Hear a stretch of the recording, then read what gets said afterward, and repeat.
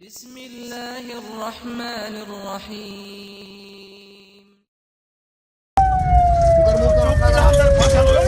Ranger से भी नहीं दे रहे थे, रेंजर के हाथ से। ये देखें, ये है वो दरिंदा, ये है वो बेगैरत इंसान, ये वो दरिंदे हैं जो हमारे लिए, जो इस कौम के लिए शर्म का बाइस बन रहे हैं और नासूर हैं ये लोग।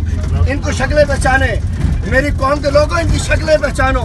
आज ये जिंदा मार दिया जाता, मैं इसको मोबाइल के अंदर लेके निकला हूँ, लेकिन मैं चीफ जस्टिस साहब, मामा दादा रहमत है, इनको इंसाफ कौन दिलाएगा?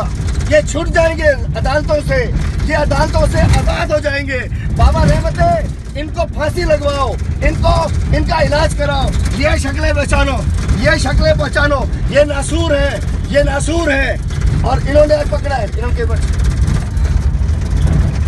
ठीक है। तो